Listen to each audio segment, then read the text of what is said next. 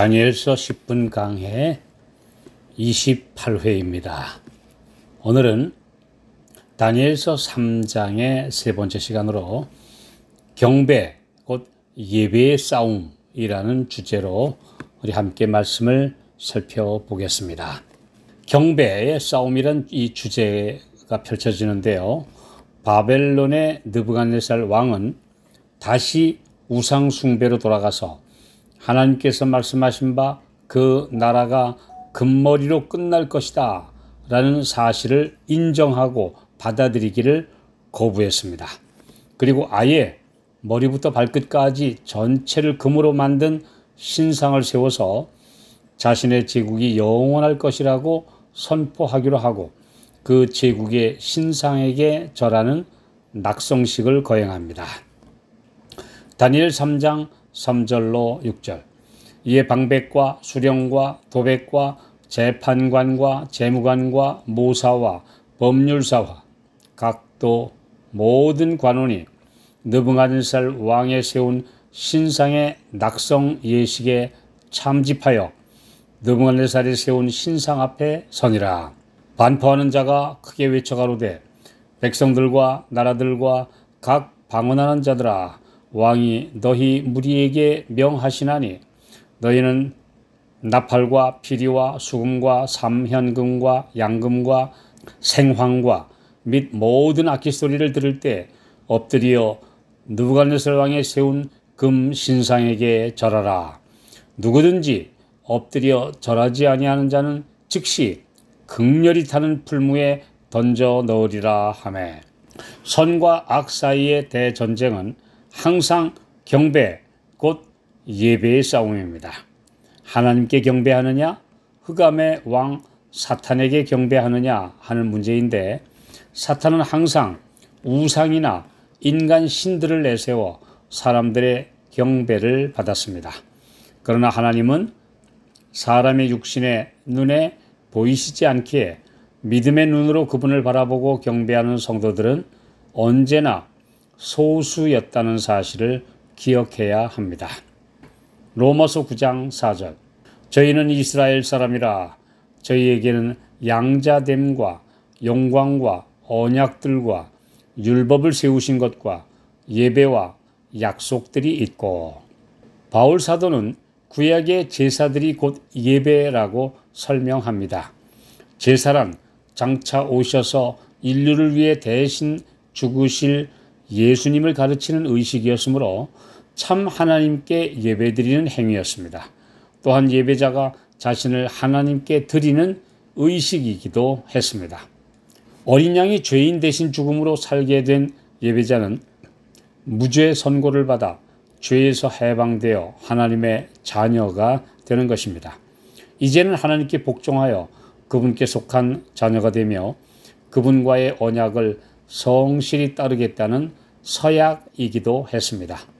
그러므로 신의 노여움을 달래고 복을 달라고 비는 그런 이방인들의 제사와는 근본적으로 다른 내용입니다. 로마서 12장 1절. 그러므로 형제들아, 내가 하나님의 모든 자비하심으로 너희를 권하노니 너희 몸을 하나님이 기뻐하시는 거룩한 산 제사로 드리라. 이는 너희의 드릴 영적 예배니라.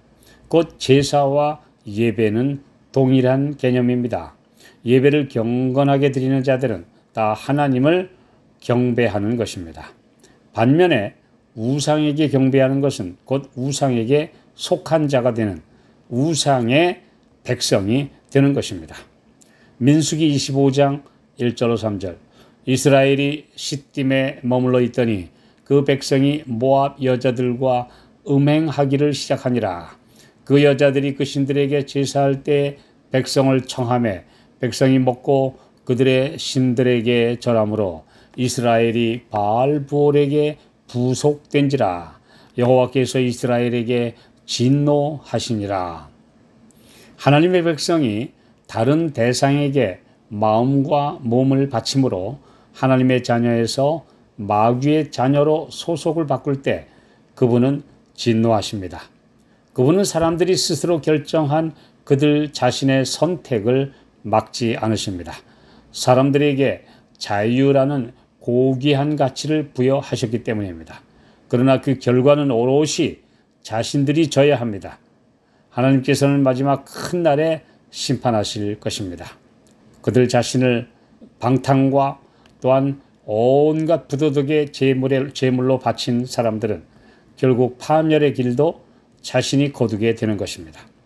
사탄도 자기에게 속하지 않은 하나님의 백성들에게 분노합니다. 이 지구를 흑암의 왕국으로 만들어 지배하는 권위에 빛의 자녀가 반기를 들기 때문입니다. 사탄은 속임수를 비롯해 강제와 억압, 폭력 등 온갖 수단을 동원해서 나약한 의지를 가진 인간들을 악에 복속시키려고 맹렬히 활동하고 있습니다. 계시록 12장 12절 그러나 땅과 바다는 화 있을진저 이는 마귀가 자기의 때가 얼마 못된 줄을 알므로 크게 분내어 너희에게 내려갔습니다. 이 전쟁의 양상은 온 세상 대 신실한 적은 성도들의 대결입니다. 절대 다수가 가는 넓은 길을 가느냐 아니면 험하고 좁은 길, 십계명에 순종하고 자아 포기의 길을 가느냐 하는 두 진영의 싸움이며 사탄은 강제로 핍박과 위협으로 사람들을 굴복시키거나 때로는 달콤한 제안과 회유책을 사용했음을 잘 알 수 있습니다. 백성들과 나라들과 각 방언하는 자들아 왕이 너희 무리에게 명하시나니 이때 그곳에 소집된 모든 사람들은 절하느냐 아니면 풀무불에 던져지느냐의 기로에 서게 되었고 세 청년들 외에는 모두가 우상 앞에 엎드렸다고 기록되어 있습니다. 마지막 때에 이와 같은 장면이 반복됩니다. 요한계시록 13장 15절 저가 권세를 받아 그 짐승의 우상에게 생기를 주어 그 짐승의 우상으로 말하게 하고 또 짐승의 우상에게 경배하지 아니하는 자는 며칠든지 다 죽이게 하더라. 우상에게 경배를 강요하는 이 법령에 모든 자 곧 예외가 없습니다.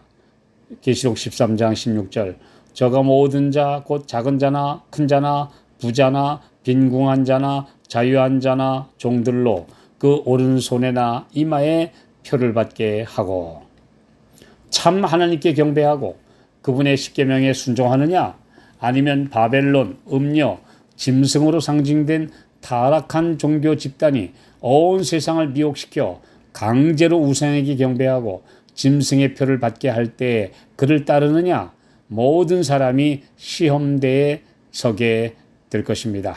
경배는 소속을 결정하는 행위라는 것을 기억해야 합니다. 여러 사람들이 생각하는 것처럼 어떤 백신이나 또는 이런 여러 가지 도구들 이런 것들이 짐승의 표다. 베리칩이 짐승의 표다. 뭐 이런 말들을 많이 하는데요. 우리가 말씀을 통해서 보면 분명히 짐승의 표는 짐승의 우상에게 경배하는 예배의 싸움이라고 하는 것을 기억하셔야 합니다. 다니엘 3장 7절 모든 백성과 나라들과 각 방언하는 자들이 나팔과 피리와 수금과 사면금과 양금과 및 모든 악기 소리를 듣자 곧 느부갓네살 왕에 세운 금 신상에게 엎드려 절하니라. 음악과 분위기는 군중을 현혹시키는 힘이 있으며 오직 하늘과 교통하여 주님을 마음에 모신 자들만이 이런 세상의 음악과 분위기에 휩쓸려 이성을 잃고 미혹되지 않습니다. 지금 우리의 어린이와 젊은이들이 어떤 음악을 즐겨 듣습니까? 제정신 앗아가는 세속의 음악에 빠져 있지는 않습니까? 교회 안에도 혼을 빼는 음악들이 있습니다. 하나님의 백성들은 이런 음악과 세속적 분위기에서 과감히 벗어나야 합니다. 참된 경배는 영원한 운명을 결정하기에 현세의 목숨 그 자체보다도 소중한 가치가 있습니다. 우리는 지금 올바른 예배를 드리고 있습니까? 하나님의 말씀에 비추어 우리의 자신을 살펴보아야 합니다.